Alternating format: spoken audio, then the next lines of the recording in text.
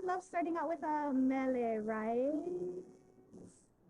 So this is from, I'm sure many of you have seen this one before, Project Poliana. There also is Manamauli. They all do these beautiful compilations showcasing the talent here in Hawaii with our mele, right?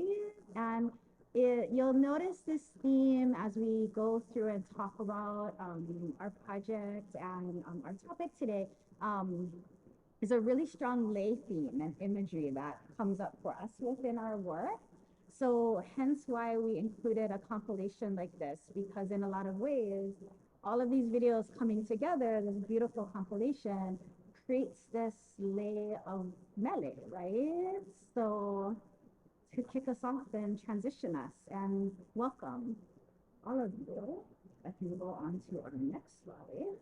So this is the resilient community, schools, and families. We're going to be talking about holistic trauma-informed professional development, and we're going to be talking about community schools also too.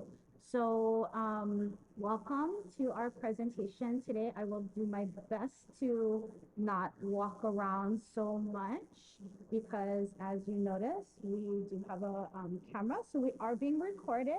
So I just want to make note of that for folks who are in here that our session is being recorded today. So nothing to be afraid of or anything like that, but please come on in. We welcome all of you to our session today.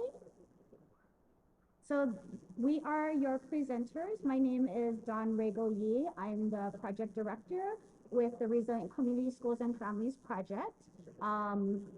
I am based out of Hilo on Hawaii Island. I'm a mom, first and foremost, hence which is why my keiki is on this slide. I'm a social worker. I consider myself a social justice worker because I center social justice in all of the work that I do. And I'm really, really excited to be here with all of you. I'm going to pass it off to my folks to introduce themselves. Aloha mai kako. My name is Trish Paplimu. I am the Community Schools Coordinator for Honolulu Elementary School based on Hawaii Island in South Kona. I am also a mom. I've worked DOE for many years, but this is a new role for me. So as much as I am going to be talking about my role, I'm also learning as well. And so I'm very glad you guys are all here to learn about this role, what community schools is all about, and also be part of supporting what we are trying to do with this. Yeah. Aloha, I'm Tia Hartsock. I'm with the Department of Health, Child and Adolescent Mental Health Division. I also teach at the University of Hawaii, and with this project, I'm involved in the professional development capacity.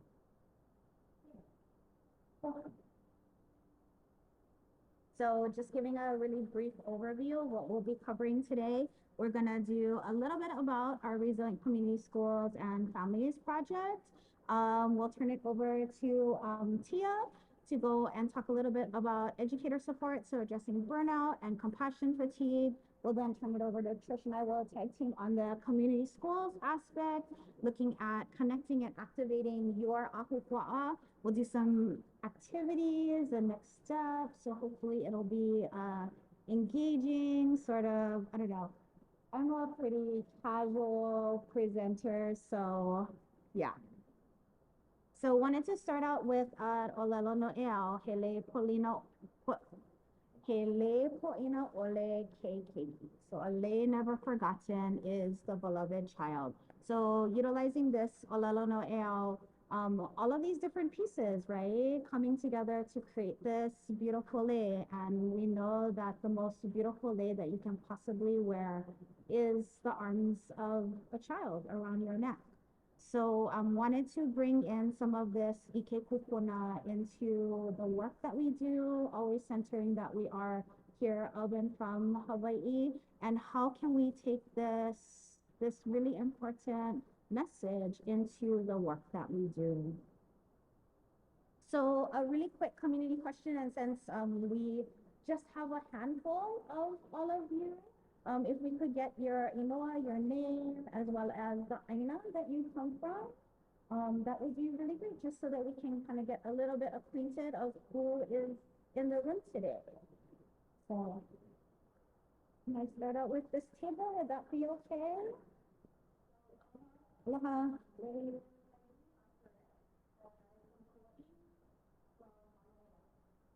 Welcome.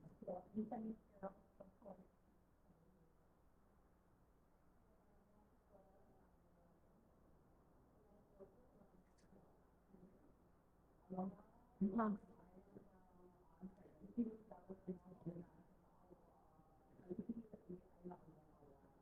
Aloha.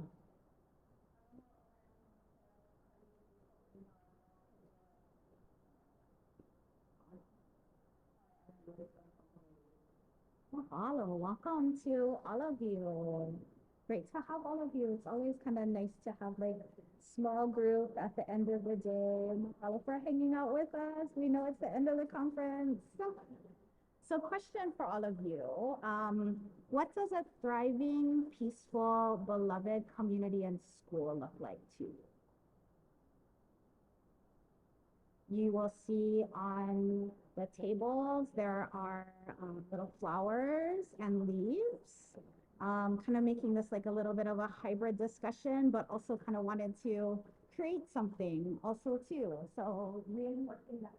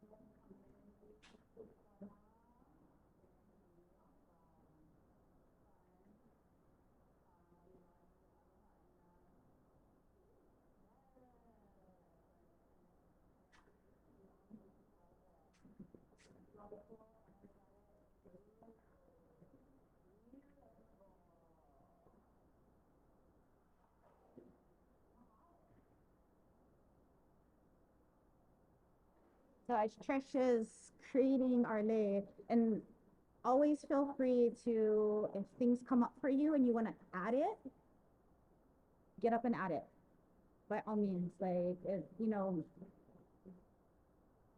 our idea of thriving is always kind of shifting and evolving based off of environments, like who's around us, who inspires us, that sort of thing. So by all means, please add to our collective lay today.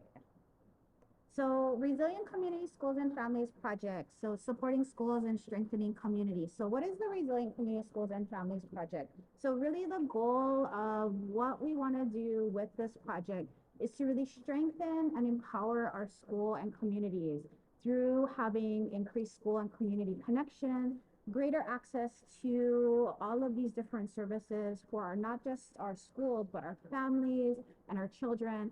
And then also really looking at this idea of community level activation, right? Because it's one thing to go and like hand somebody a food box, which is wonderful and so needed because people, I mean, we know the reality is people in our communities are hungry.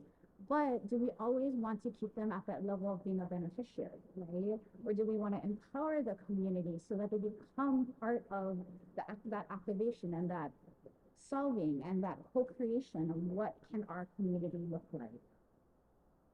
So really looking at building these systems of support, building capacity within our schools, within our parents, within our support staff, and really increasing our student resilience also too. So how are we going about doing this? So we have a number of things that our pilot schools are getting involved in. We have our adult professional development, which is our trauma responsive training and coaching, which Tia is one of our lead trainers for. Each of our pilot schools receives trauma-informed care training as well as individual coaching depending on what their needs are of their school and of their community. We also have student social emotional skills and competencies. So we provide our partnered schools with mini grants because we know that a lot of our schools are already, they already have a ton of SEL initiatives that are going on. We didn't want to come in as another barrier saying, oh, now you have to do additional things. We basically said, like, here's some money. What are you doing? What are you happy with? What would you like to do? And what can this additional, you know, small pot of money go and where can that take you? You know, go and take what you're doing already because at a certain level it's already working. So let's go ahead and enhance that. Here's a little bit of resources. You direct where this goes because you know your students, you know your teachers, you know your resources. So also looking at recognizing that a lot of our families also too, they need a little bit of support and care and malama, right? So we have a partnership with our locally based health centers in each of our communities where they have 20 identified students from our partner schools that they have an Ohana navigator that is working directly with the families to go and provide wraparound supports for them. And then also really looking at building that school capacity. So what does that end up looking like? How can we activate the community to become a lot more involved with the school? And not just like drop the children off, which is great, and get an education, but how can we get our families involved? How can we get our parents involved? How can we go and get community organizations involved and active within the school system? So that's part of Trish's Kuleana as a community schools coordinator is to go and activate the parents, activate and engage the community with that. So right now our project is at 5 partner schools across 3 islands. So 2 on Hawaii Island, 1 on East Side in Mountain View Elementary. I'm sorry, but it's a little fuzzy. I know it's a little hard to read. So east side of Hawaii Island, we're at Mountain View Elementary School. West side of Hawaii Island, we are at Honau School, which is Trish's school in South Kona. In Maui County, we are at Paia Elementary School. And then here on Oahu, we are at Blanche Pope Elementary School out on the east side in Waimanalo, and on the west side at Waianae Elementary School. So as I mentioned, each of the schools, they have a partner health center that is connected with them. We, as a project, could have just chosen one health entity that would cover all three of those islands, but we really wanted to make sure that the services that were being delivered were of and from the community. So we decided to approach our partner health centers who were already servicing these communities. So we partnered with Waianae Coast Comprehensive Health Center, Waimanalo Health Center, Hui no Ke'olakono out in Maui, and then the recently merged Hawaii Island Community Health Center, formerly Bay Clinic on the east side, and West Hawaii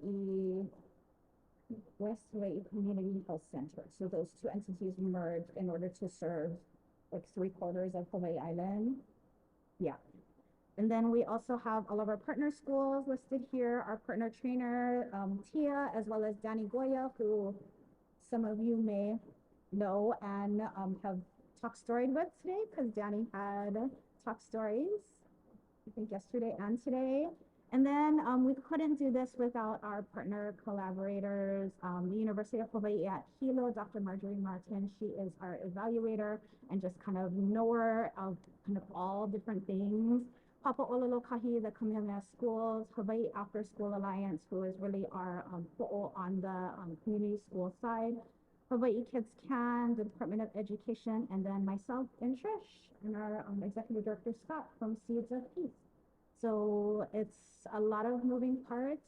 One of the beautiful things that I really, really love about this project, which kind of ties in this lay analogy, is really around this particular project isn't necessarily owned by one entity, one organization. So all of these partners decided to come together and say like, hey, how can we work together? Who else do we need to bring into the fold in order to go and serve our communities? Kind of what's missing from all of this? And how can we go and bring resources and support into our different schools? So that's kind of the beautiful thing about all of this partnership and collaboration, is that it's not necessarily owned by one entity, but really this collaborative driving force where we come together and discuss and figure things out and work together as well. You saw the organization chart. It's a really interesting one. I think I counted up for one of our grant reports that individuals involved in this project, there were 27 of them from like all of these different entities and organizations. So a little bit like herding cats, but fun and wonderful. Awesome. I'm going to pause here for a second. Any questions on this particular part? If not, I'll turn it over to Tia, so if you can get over to educator supports.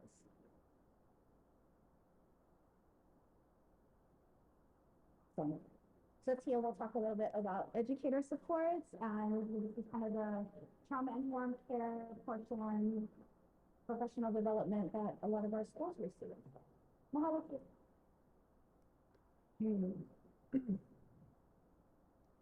Aloha, everyone. Thank you for being here. I wanted to again acknowledge the variety of schools that you folks are from. I want to make sure I remember, just so that we can have in our heads. So Kauai, both of you are from Kauai, Windward, Oahu, Leeward, Oahu, Windward, Oahu, both of you, and where are you folks from? Honolulu. And then firms with the state, on the state level. Okay. So what we wanted to do is really kind of use this analogy of, and since this is a small group, I would love to have a conversation. So as much as you guys want to ask questions, make comments, share some information from your own experiences, it will be much richer. So when we're looking at the concept and the analogy of creating healthy soil, like what can we create? What does that soil need to create in order to grow healthy, beautiful next generation? And how do we inform the way in which that soil changes over time? Is it bad when things decompose? Is it good? What does it mean in terms of the new life, the new generation? the new elements in the soil to create and nourish the upcoming knowledge keepers. And so when we're looking at what creates healthy soil, what creates a healthy community, Don was just talking about what that looks like in a school setting, but when we're really thinking about literally soil, I wanted to start with that. What do you all think creates, or what do we know creates healthy soil? Like compost? I'm not a scientist, so I won't know if you say it wrong or right. Worms?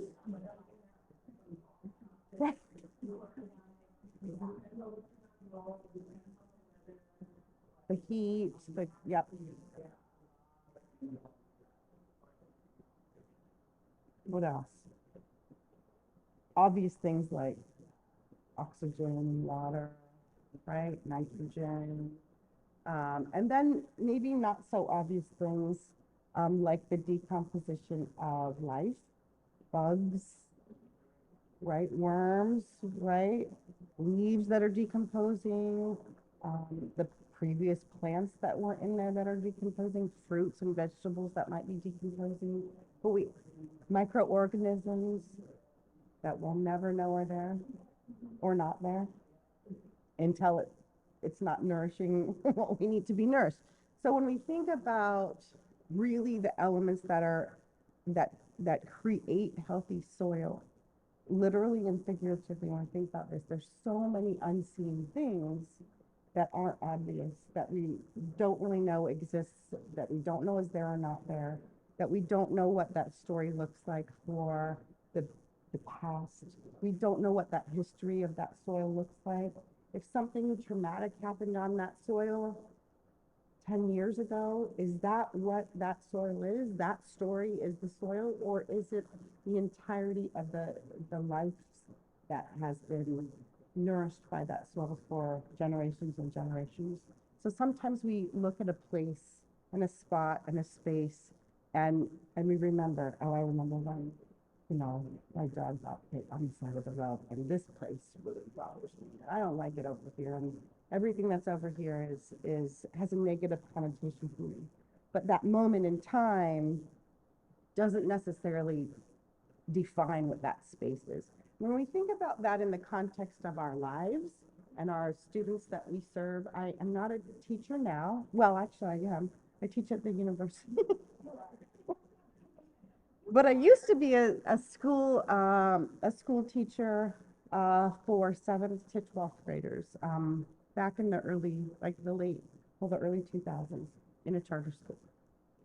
And when I was in the classroom, the stories that came out, I was also their counselor. If you've ever worked in a charter school, then you know that you're also take out the rubbish, you're also cleaning the toilets, you're also like making the paper copy, you're doing it all. So I was I was the counselor, but I was also a classroom teacher.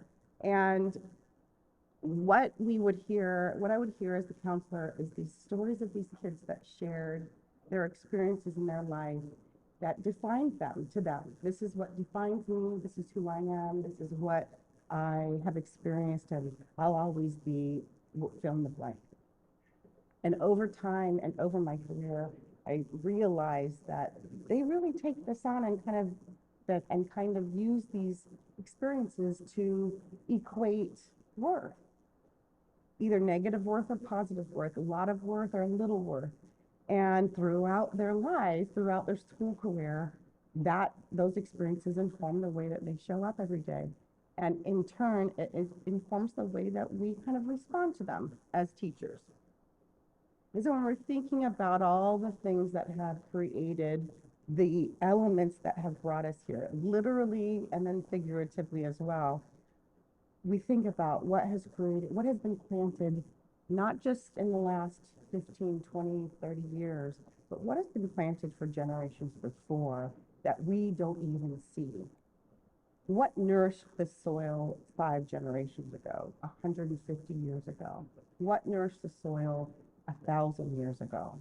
And when we think about hugeness of that picture, it kind of starts to redefine how we show up and how that person shows up.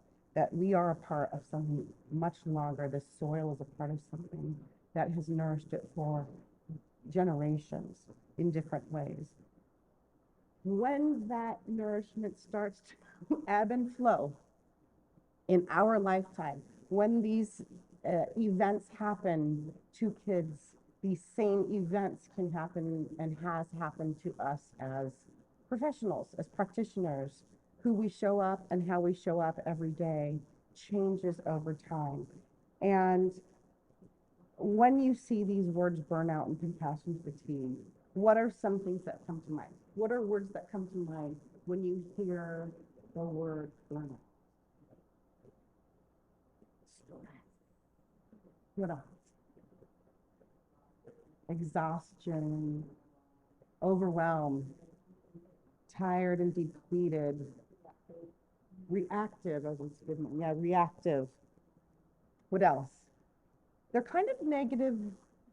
We have a negative connotation, but how many of you here can relate to those words?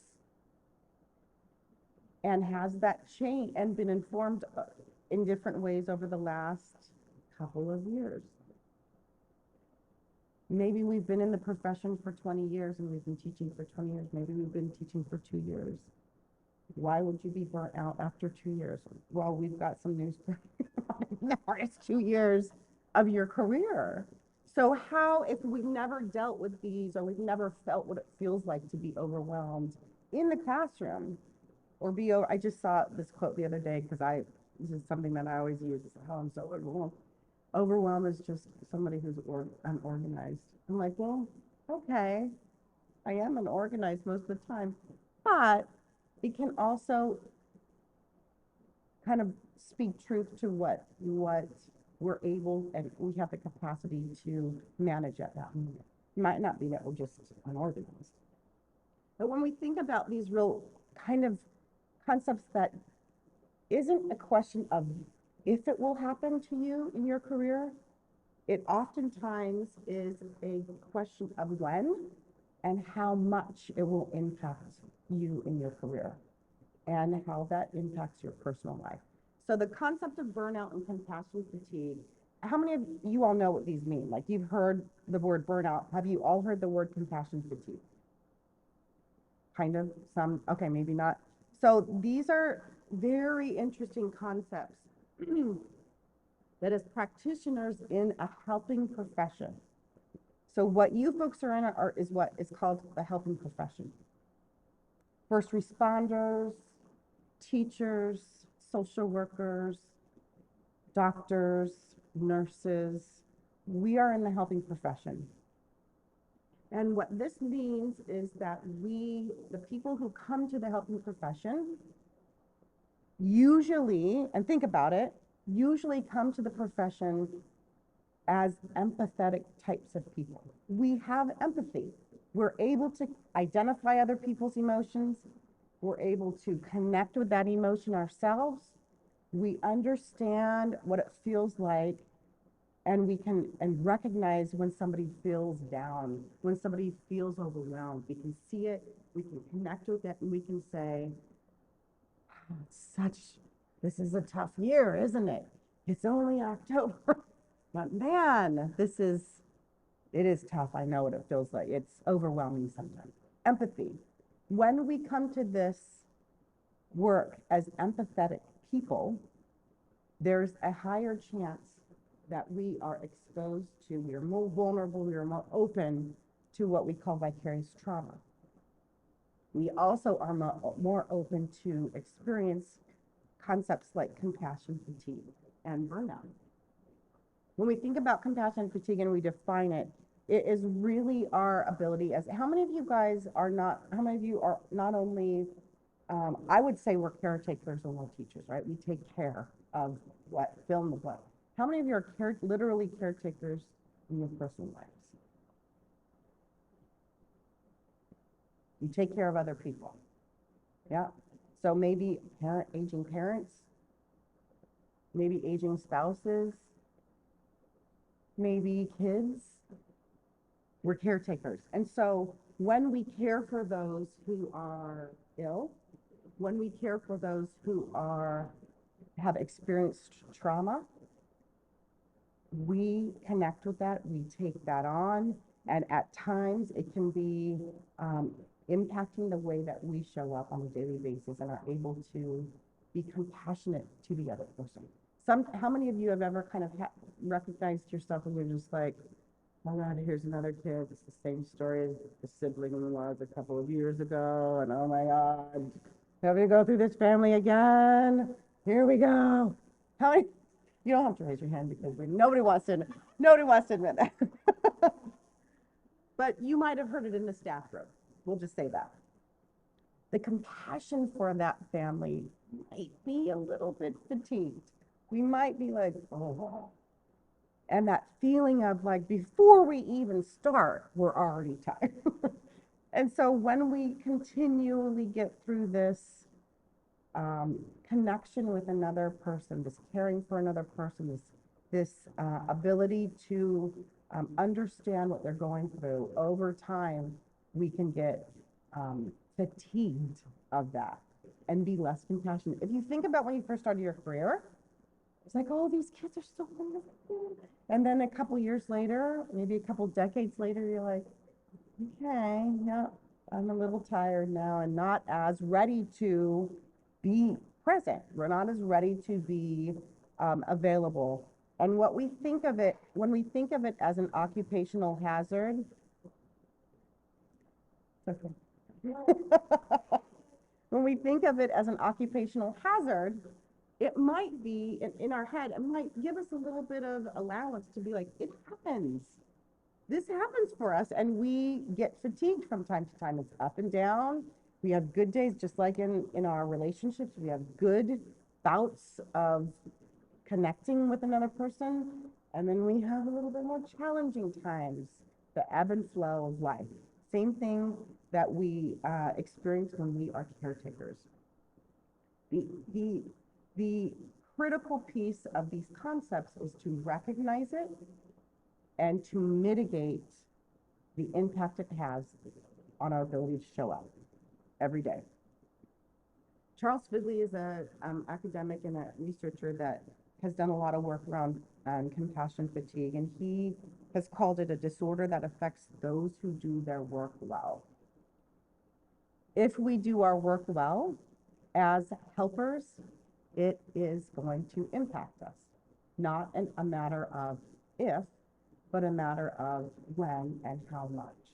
And so we think about these concepts, we recognize the symptoms of like, yeah, must be nice, you only have 23 kids this year, I have 30. You know, it's like, this year is gonna be horrible. That's kind of just this fatigue that just kind of continues to go throughout and impacts the way that we connect. Burnout, unlike compassion fatigue, burnout, which we might be feeling, it's 3:30 on a Friday, right? I know we just had fall break, but fall break was also like another opportunity to care for our own families because they were probably home if you have kids. Burnout looks like a little bit different than compassion fatigue, and it is really focusing on being overextended and stressed at work just from the workload. So burnout is like, oh my God, these concepts are interchangeable at times. Vicarious trauma oftentimes gets kind of put in this area. But when we think about, oh, I can't do this anymore, I'm not good at my job, I'm not good at what I do now, I'm not as effective at what I do, and actually I have no power. I'd like the school to change. I'd like the administration to listen. It would be nice if, but nobody listens to me. Nobody like asks the teachers what we want to do. So how do we look at this disempowerment, and what does it mean when it informs the way that we show up as a teacher, the way that we show up as a helper, and the way that we show up in most people's lives at the most important place in our life? How does this affect the way that we show up at home? Because I don't know about how good you all are at walking through the front door of your home and letting it all kind of stay at work. Me neither. Or walking into work and letting everything stay at home. Also not very good, because our brains don't do that well. We can't compartmentalize those emotional impacts on our ability to change settings. It doesn't happen well. And so burnout and compassion fatigue, it happens at work, but when it starts to affect the way that we show up at home, then people are like, oh, maybe I should pay attention to this because my partner or my parents or my kids really don't want to be around me anymore. And I really don't want to hang out with anyone. And I really don't want to go out and meet my friends for a weekend anymore, because I don't want to engage in what we kind of call in the research joyous activity. How many of us have gone through that disengagement of joyous activity because we are just exhausted and overwhelmed and burnt out and disempowered, so we feel like, what's the point? Nobody listens to me anyway, so I'm not even going to try and talk.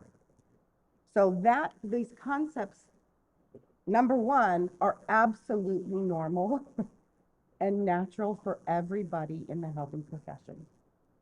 Everyone gets impacted by this at one point or another in your career. And number two, once we recognize and are aware of what it looks like and how it shows up, we can intervene ourselves. And there are ways and strategies to intervene. But what I wanted to do, first of all, we have to know that we're impacted. We have to know that it shows up. We have to know that what other people see might have some information. There might be something to learn, but it's really hard for us to recognize it when we're in it, right? It's really, really difficult to recognize when we're in the thick of it to know how thick we are in it. So this process, this is just what we call a self-assessment. This is measuring compassion fatigue and compassion satisfaction. It also measures burnout. And one of the things that I like to do is and there's different things to measure. They also throw the term in secondary traumatic stress. STS, one of the acronyms that, I don't know about you guys, but we love using acronyms. So STS, secondary traumatic stress, very similar concept, but secondary traumatic stress is being impacted by other people's trauma, by hearing the stories of their traumatic experiences. And then we go home at night and wake up at 2 a.m. and think, oh my God, that poor kid's, all the stuff that they just told me, and oh my gosh, how challenging must that be? Or maybe I have to drive down to Waikiki and check on her because she told me about what's going to happen tonight, and I can't let it happen because now I can't sleep. So this is how somebody's trauma and stress and collective stress impacts us secondarily, vicariously in a sense. So this is called the ProQual. This is the professional quality of life scale. And I think it's very important for us to continually ask ourselves how we are feeling and recognize how we show up on a daily basis. And over time, how that changes. If you took, because this is measuring in the last 30 days, how do I feel? Have I felt happy in the last 30 days? I'm happy in the last 30 days. And it's on a Likert scale of 1 to 5, never to very often.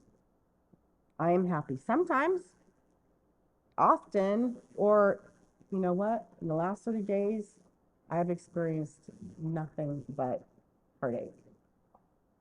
So how have we shown up? What are we experiencing emotionally? This is an opportunity to self-assess. I'm not going to ask you to do this. This is an opt-in if you want to check, but it goes through 30 questions to ask and do our own assessment of what it looks like for us in these different areas. And then on the back, it asks you to score it. So there's a very specific way to score this. So read the directions very carefully. And what this informs us is here we are, how we're showing up, right? What does our cup look like? Is our cup half empty? Do we look at it as half full? Is it got like a few drops left? And then to think about what are the steps that we need to take in our lives to refill our cup, to replenish that soil, to reinvigorate with sunshine. What do we need? So think about it. And there's another activity that I've oftentimes like to do with professionals is utilize, have you ever, and I don't have a picture of it, but have you ever heard of the lokahi wheel? Using the lokahi wheel to assess how balanced your life looks right now. So the lokahi wheel has 6 different segments titled life, about your life, kind of acknowledging if it's, this is the way I use it, acknowledging what a balanced life looks like. How much energy have we put in, similar, how much energy have we put in the last 30 days to our body and our actual body, physical health, our body? How much time and energy in the last 30 days have we put towards our spirituality? How much time and energy have we put towards work or school? And how much time have we put towards family and home? And so if we think about that and draw what our lokahi wheel would look like, it's a similar type of assessment. It's much more creative and artistic. So if you like to do something like that, or if you like the words and the numbers, this is much more objectively, it gives you a score, and then you align your score with your scale and what it means. So how, if you see that you're reflecting, oh my burnout scale is pretty high. There is some information on here about what that means and what could help impact. And so when we think about what helps to impact these types of, and minimize, we say, oh, it looks like I am really burnt out because I guess I haven't felt happy, or I guess I haven't felt like I'm proud of what I can do. I don't feel like I've been accomplishing much. I feel very bogged down in this system. System can be daunting. So how do we mitigate those feelings and replenish, reinvigorate? What do you all do when you feel like you've had a week? And you all know what I mean when I say a week. What do you feel like when you, like, this has been a week? This has been a day. What do you do? Go for a walk? What else?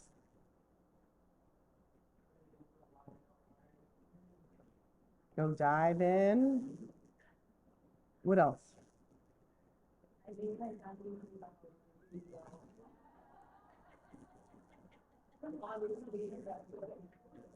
Because,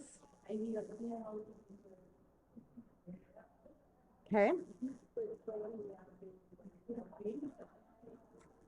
Positive outcome. For you, maybe not your kids. Yeah, they're like, oh God, mom's had a day. The house needs to be cleaned. What else do we do?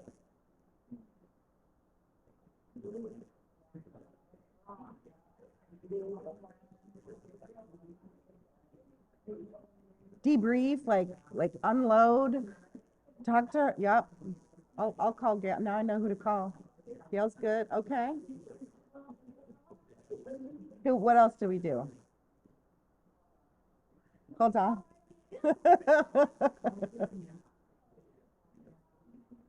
Just kind of like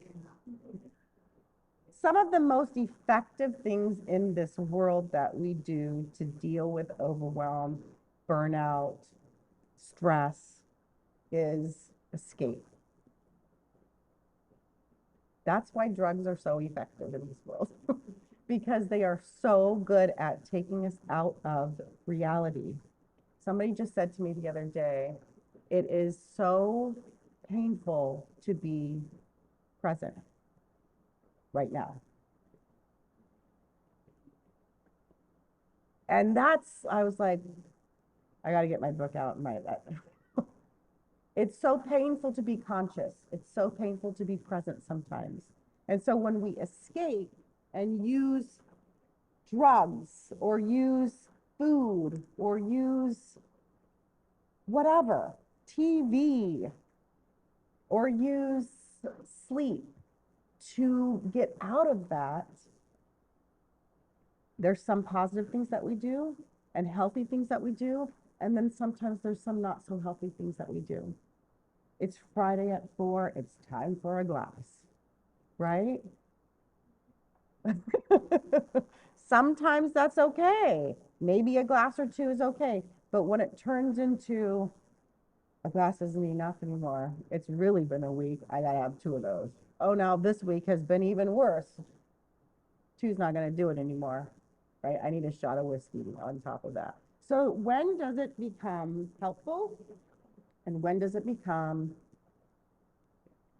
a negative coping skill? And so thinking about before we get to this burnt out position, before we get to a depleted person, before our glass is empty, literally with a drop left, and our kids come in and say, "Oh, Mom, can I get this? Will you do this for me?" And so-and-so said this. And you're just like, I have this much left to give.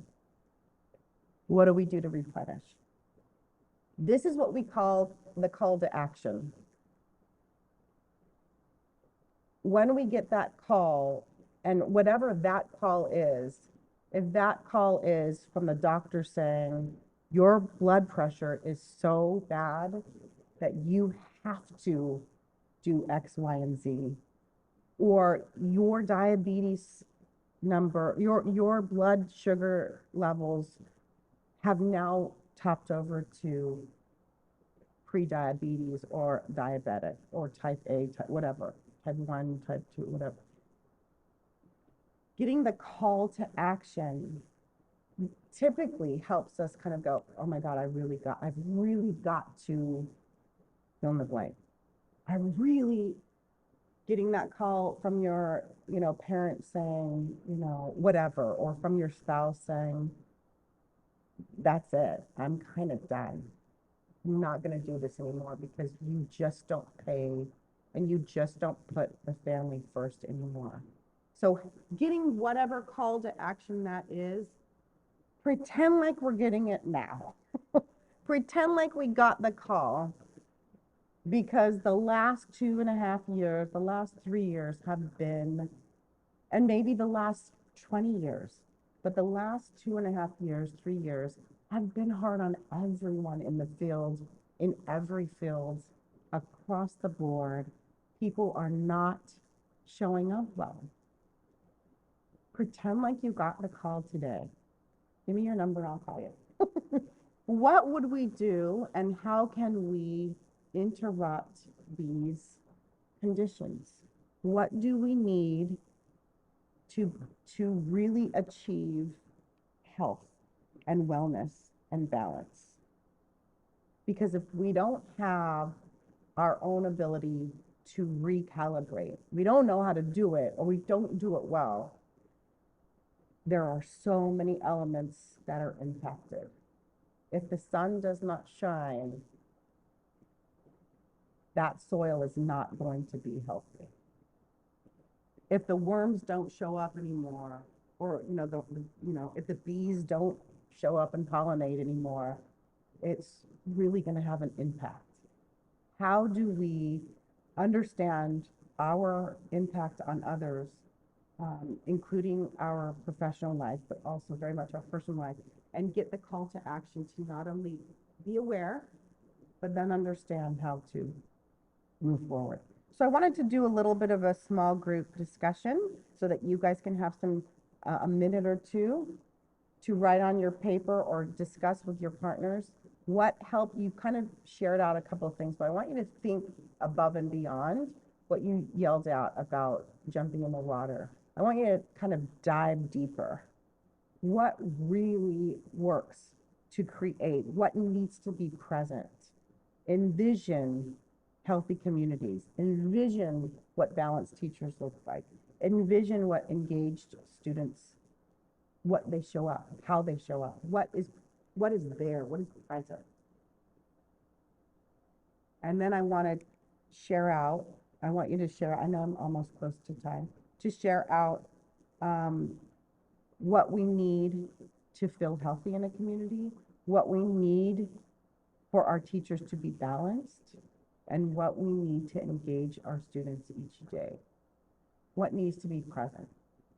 So just some questions for thought and just some reflections to have, not only, as everything starts with ourselves. As much of a helper we are useless if we're not able to show up. If we literally don't show up, we're kind of useless to those who are depending on us to be there and teach that day or to feed that day, right? Literally and figuratively. So have them, we're gonna do, can I do 2 minutes? Can I do 4 minutes? Can you guys take some time at your table and, yeah, Ivy, you wanna come over? And discuss what needs to be present, and you can pick any one of these 3 things or discuss all 3. What needs to be present to have a healthy community? What do you see, envision to have a healthy community? What do you envision to have balanced teachers? Maybe you just pick one of these things at the table and discuss. We'll give you a few minutes to kind of share everything.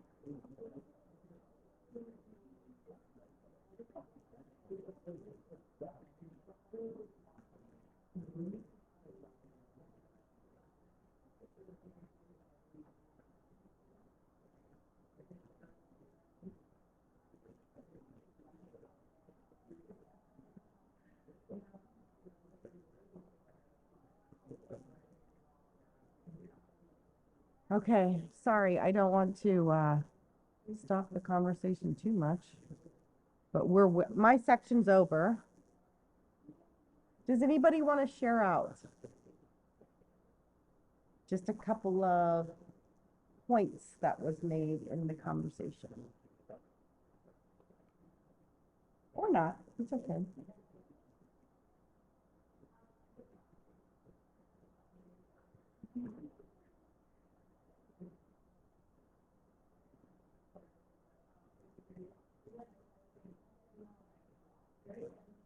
Too many access points, boundaries.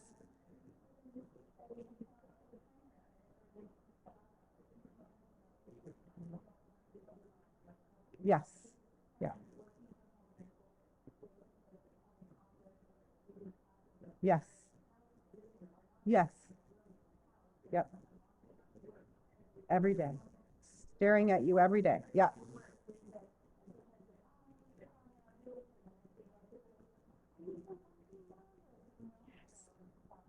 Boundaries.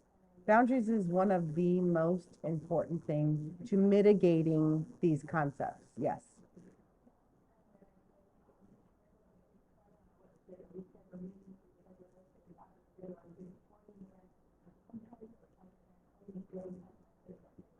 Oh, good for you. Yeah. One of my colleagues does these trainings and she says, schedule in your own time to take care of yourself. And if it needs to look like a meeting, then make a meeting with, like, put it in your calendar, meeting with Tia from, 2 to 4 on Fridays. And you're scheduled, and that's your time to yourself to do whatever you need to do. Did you folks want to share anything before I turn it over to my colleague? Oh, yes. Back to Kauai, yes.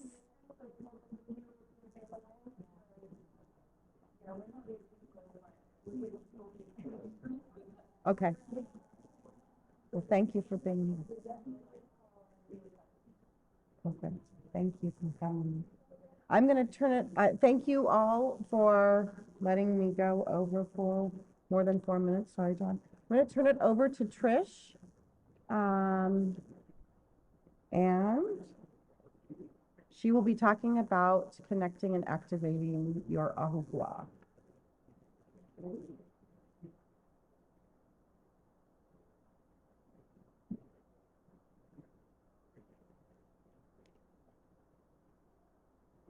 All right, aloha mai kako once again. My name is Trish, and I will be talking about community schools and how we view it as an ahupua'a.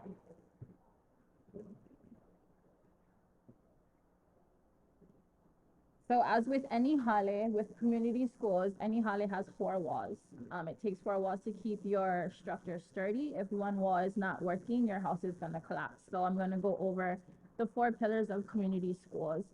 The first pillar is collaborative leadership and practices. This is where parents, students, teachers, and your community partnerships come together and build a culture of professional learning, collective trust, and shared responsibility. Our second pillar is expanded and enriched learning. This is A plus, like after school programs, weekend or summer programs, anything that can provide academic instruction and individualized support and enrichment activities. The third pillar of community schools is integrated student supports. And this is where a dedicated staff member, such as myself, like a community schools coordinator, comes in and provides support programs to address out of school learning or barriers for students and families. And this is also where our health center comes in that we partnered with. So at my school at Honau now, we are partnered with Hawaii Island Community Health Center. They are going to be housed at our school. So families and students will be able to utilize services right on campus. They don't have to go anywhere else. So to be housed right where we are. And then our fourth pillar is active family and community engagement. This is where we promote interaction among families, administration, and teachers. And this helps families be more involved in decisions about their children's education. This is also where they become equal partners in promoting student success. So it's not just educators at the school. It's not just students coming to school and being taught and then going home. This is where it's collective and everybody has a role in promoting student success. Everybody has a voice.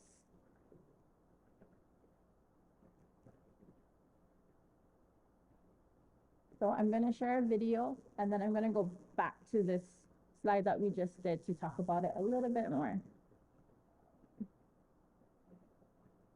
It's about 6 minutes long.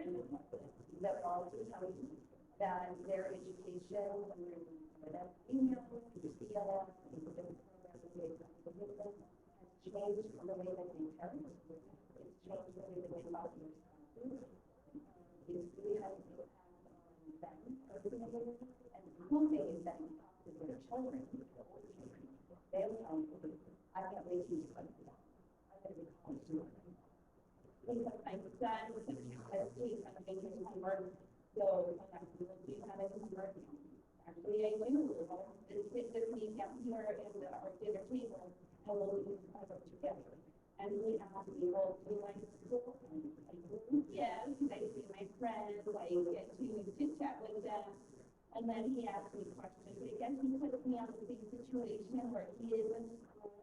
So what do we do with teachers stop talking to me now? To stop and to listen to him. He held up his head. It was a real team. He's excited. From my gown that I'm going to graduate. He said that he wants to get to that point.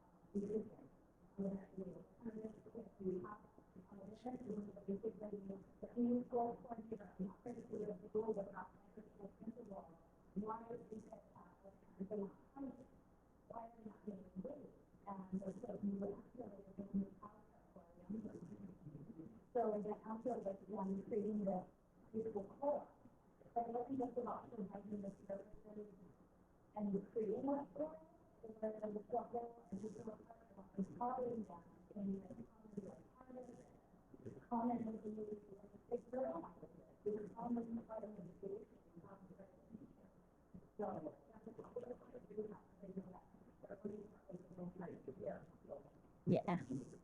And so I wanted to take it, ooh, not that one. But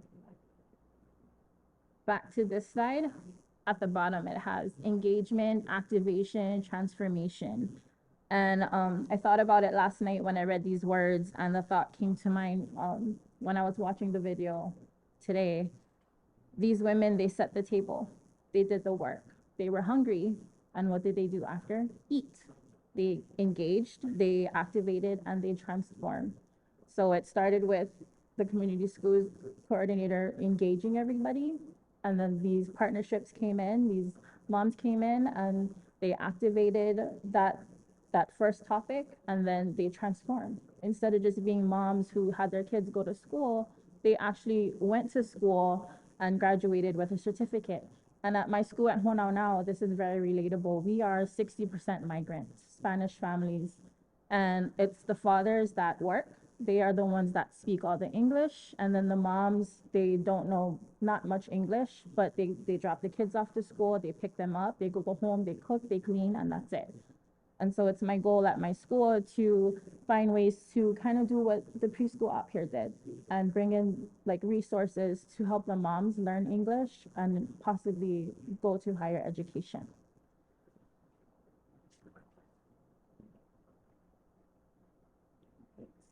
Okay, and then community schools in Hawaii. So in Hawaii, community schools are innovative, thriving hubs of learning in which partnerships and collaboration create a'o'aku or a'omai, reciprocal relationships between learners and place, content and context, and schools and communities.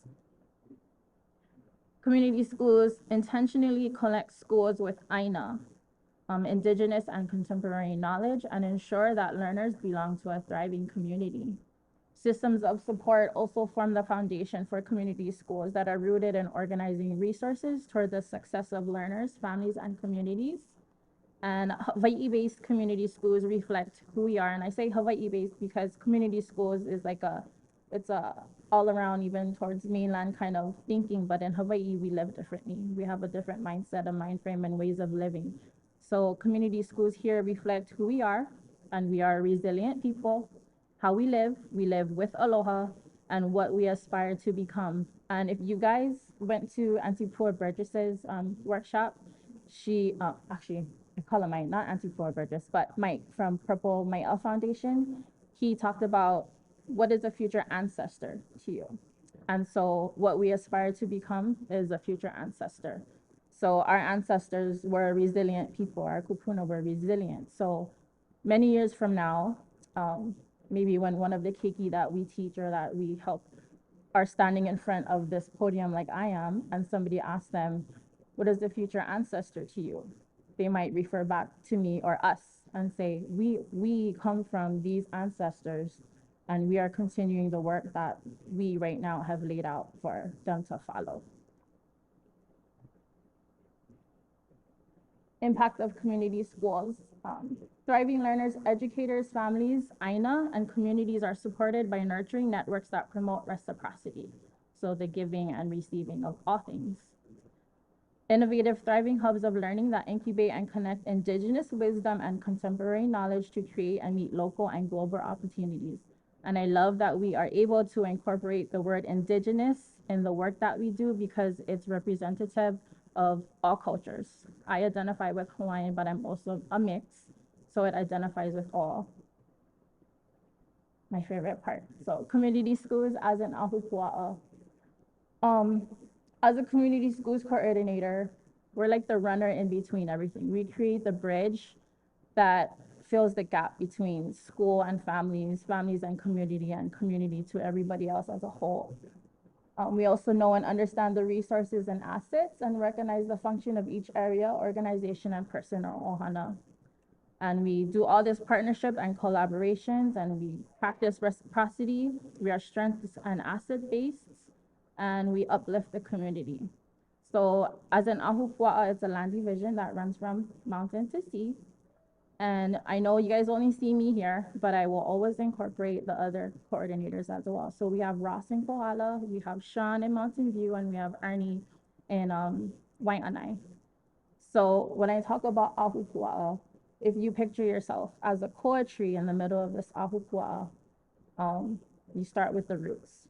So that's like my team that are here and like your roots that support you. You only need like, you can have one root and be a big, beautiful tree.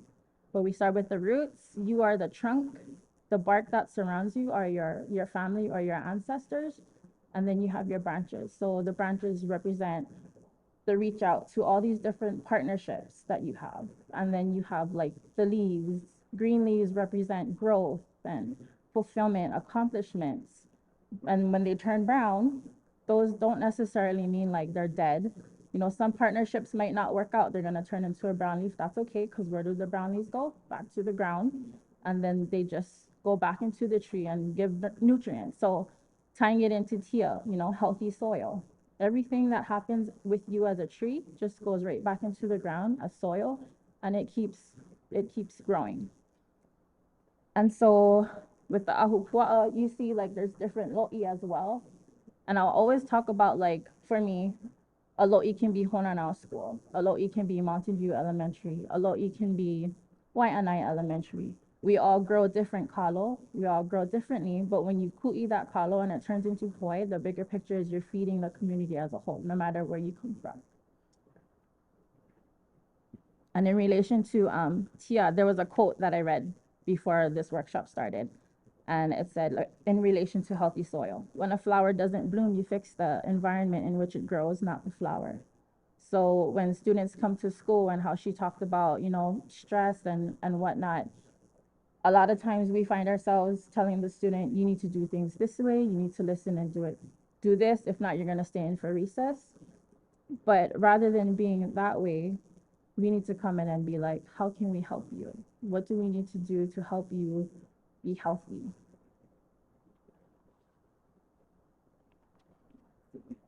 And then another thing in our ahupua'a is like, in wherever you're from, you can identify different plants in your area. So for me, a'ali'i is very symbolic of our kupuna because a'ali'i is a resilient plant. So there's a olala no'eau that reads, he a'ali'i ku makani maiau, a'ohe makani na i kula'i, which means I am a wind withstanding a'ali'i. No wind can topple me over.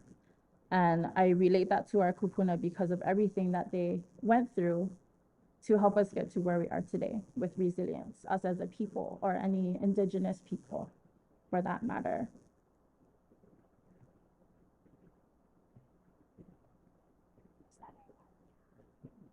So we have an activity for you folks that we're gonna do while we discuss these questions. So what does community mean to you? Who is your community? And our activity for you guys is gonna be making a tea leaf lei. So some might just say, oh, we know how to do that. We always make tea leaf lei, or you always receive them from somebody. But the meaning behind this tea leaf lei is you start with one leaf and you hilo it, and then you start to intertwine the two parts together. And what that is your partnership. So you're intertwining partnerships. And when your leaf runs out, it's not like, oh, I don't have any more leaf. No, you just get one more and you add on to it. So that's another partnership. And as you hilo everything together and your partnership grows, so does your lei. And you can do it in two ways. You can close your lei and just keep that circle that never ends, or you can leave it open and connect to it later.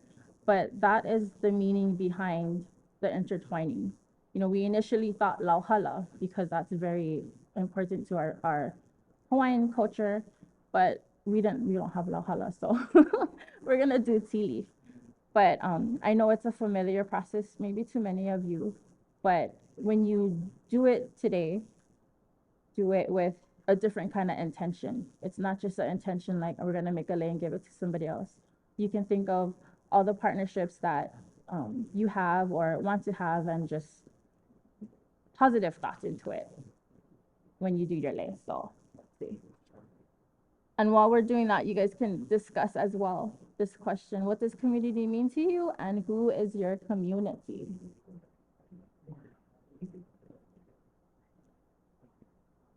I mean, you guys want to come off the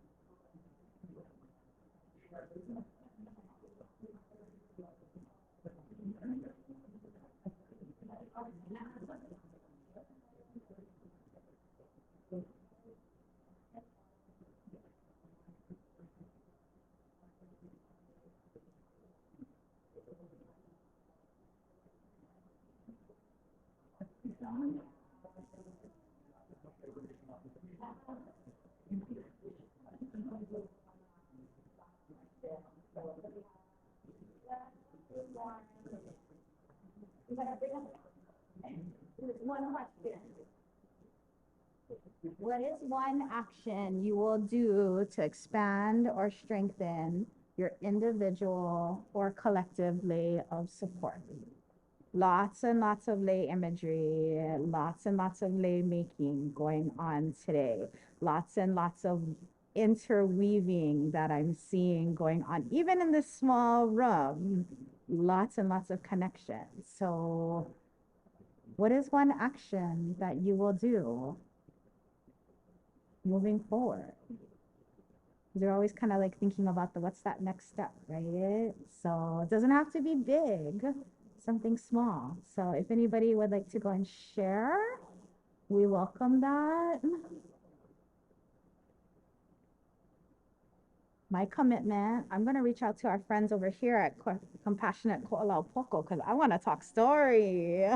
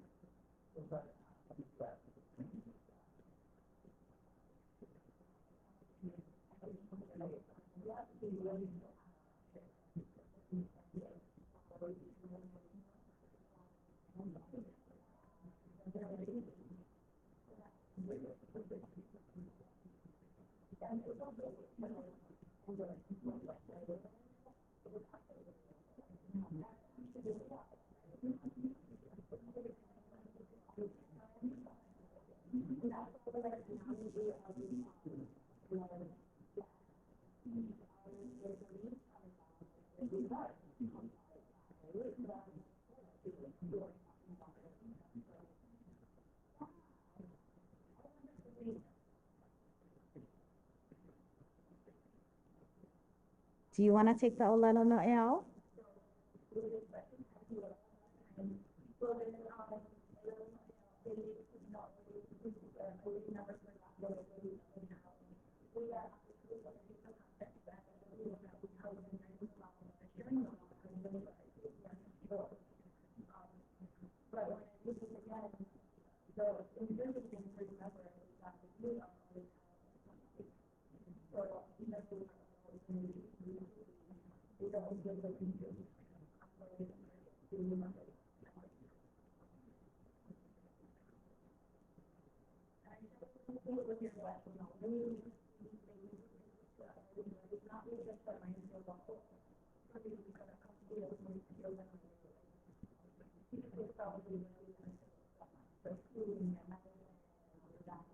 Protection.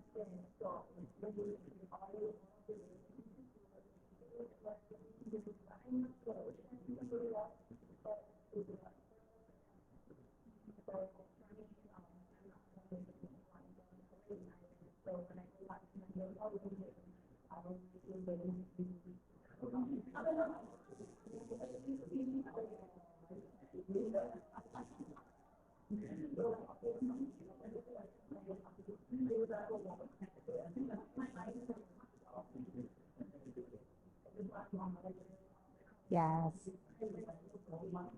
Mahalo Anui. Yeah.